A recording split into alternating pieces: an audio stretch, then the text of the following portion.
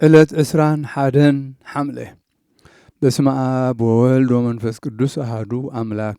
ዕለት ዕስራን ሓደን ሓምለ በዛ ዕለት እዚኣ ነዴና ቅድስት ድንግል ማርያም ወላዲተ አምላኽ መዘክርታ በዓላ እያ። አማላድነታን በረኸታን ምሳና ይኹን ንዘለዓለመ ዓለም አሜን።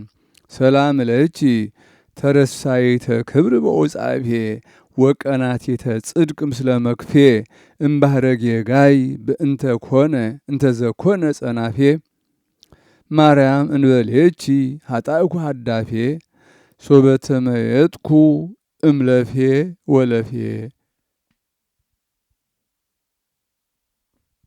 ሰላም እብለክለኹ ተሸካሚት ክብሪ ብድርብ ብዑጻፌ ተቐናቲት ጽድቂ ኸዓ በአምሳል መክፌ ምዝናር ካብ ባሕሪ ጌጋይ ዓሚቕ ዝኾነ ጸናፌ ጸድፊ ማርያም ብዘይካኺ የብለይን ዘሳግር ሃዳፌ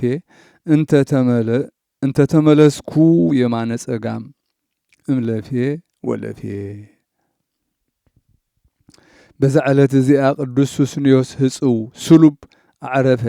እዚ ቅዱስ እዚ ንቴዎዶስዮስ ንጉስ ካብ መኳንንቱ እዩ። ኣብ ልዕሊኡ ድማ ጸጋን ጥበብን ነበሮ። ብዓቕሙን ብፍልጠቱን ብዙሕ ርህራሄ ይገብር። ንኹሎም ሕሙማት ይበጽሖም የጸናንዖም። ምንቲ ሕሙማትን ጭኑቓትን ይልምንን ይረድኦምን ነበረ። 200 ኤጲስቆጶሳት ብዛዕባ ንስጥሮስ ኣብ ኤፌሶን ጉባኤ ገይሮም ምስ ተኣከቡ ኣባ ቄርሎስ ናይ እስክንድርያ ሊቀ ጳጳሳት ኣብኡ ነበረ። እዚ ቅዱስ ሱስንዮስ ከዓ ንኣባ ቄርሎስ ከምኡውን ንኹሎም ኤጲስቆጶሳት እናተላእከ ኣብኡ ነበረ። ምእንትኦም ከዓ ይጽሊ ነበረ። በቲ ግዜቲ ብርቱዕ ሕማም ሓመመ። ናብ ዓብዪ ማዓርግ ከም ዝጽውዖ ዝመስል ራእይ ከዓ ረአየ። እቲ ዝረአዮ ከዓ ንቅዱስ ኣባ ቄርሎስ ነገሮ።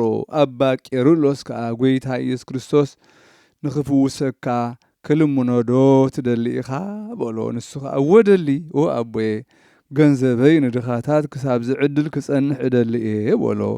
ኣባ ቄርሎስ ከዓ ምእንትኡ ጸለየ። ካብ ሕማሙ ሓወየ። ተንስኡ ከዓ ኩሉ ገንዘቡ ንድኻታትን ንመሳኺንን ዓደሎ። ካብኡ ደቀሰ። ብሰላም ከዓ አዕረፈ።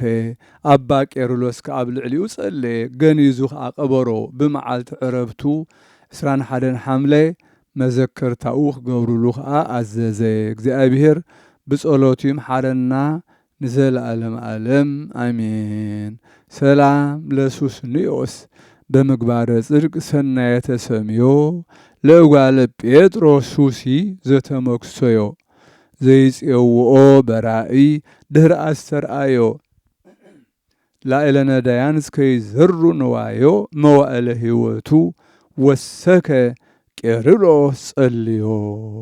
ሰላም ንሱስንዮስ ብምግባር ጽድቂ ጽቡቕ ስም ተሰምዮ ንወዲ ጴጥሮስ ሱሲ ዝተመኽሰዮ መኽሲኡ ዝኾነ ብራእይ ዝጽውዖ ምስ ተራእዮ ናብ ልዕሊ ድኻታት እናበተነኹ ሁሉ ንዋዮ መዋዕል ሕይወቱ ወሲኹሉ ቄርሎስ ጸልዮ።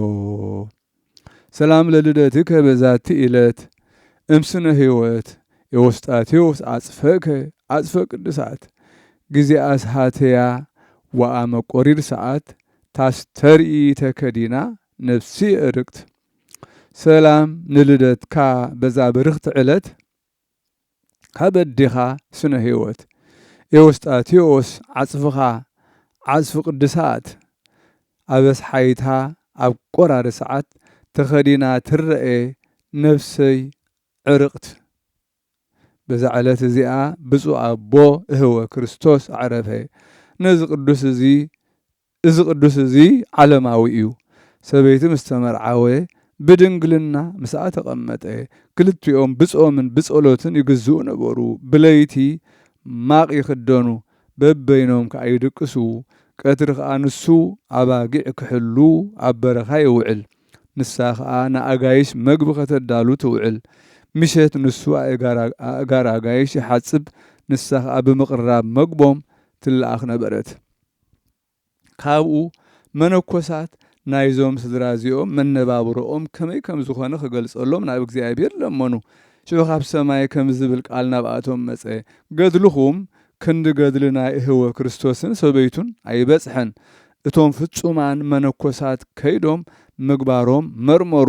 ድሕሪ ብዙሕ ሕቶታት ብጨንቂ ምስጢራቱ ነገሮም እናተደነቁን ንእግዚአብሔር ከዓ እናመስገንዎን ተመልሱ።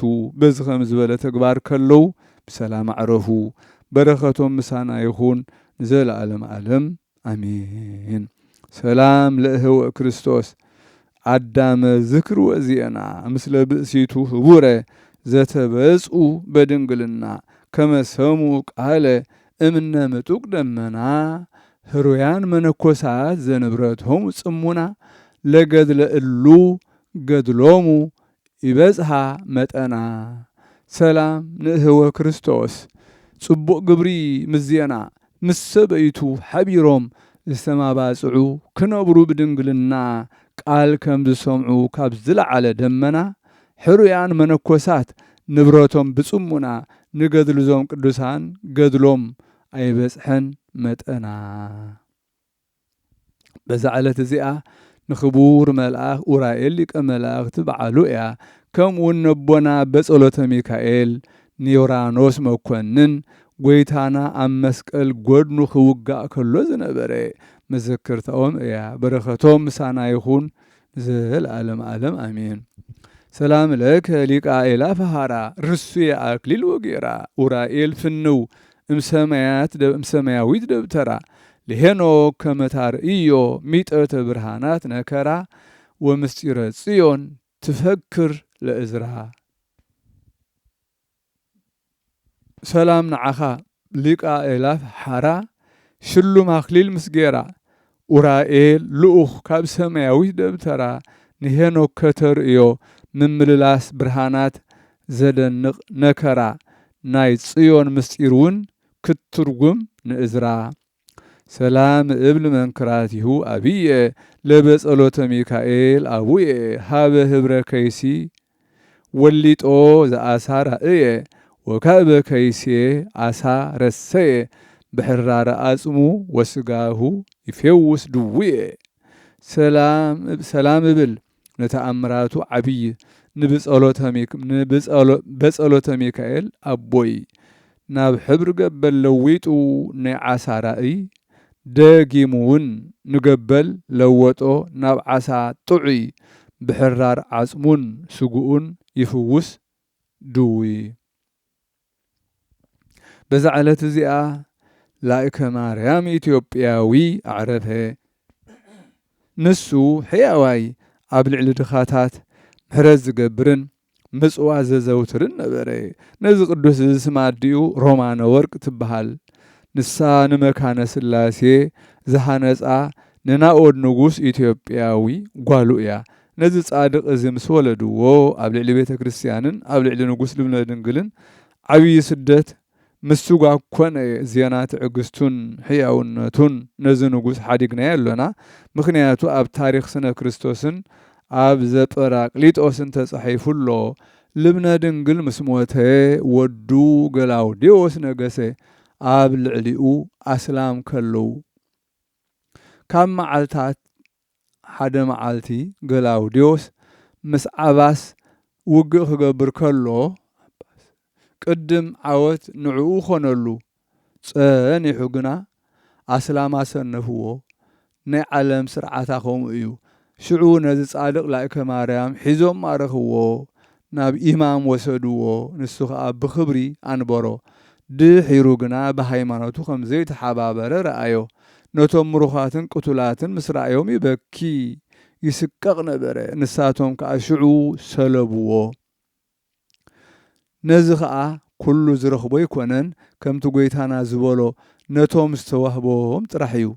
ጐይታና ገሊኦም ካብ ከርስዲኦም ጀሚሮም ስሉባት ኣለዉ፣ ገሊኦም ሰባት ዝሰለብዎም ኣለዉ፣ ገሊኦም ከዓ ምንቲ መንግስተ ሰማያት ኢሎም ባዕሎም ዝተሰልቡ ኣለዉ ከም ዝበሎ እዩ።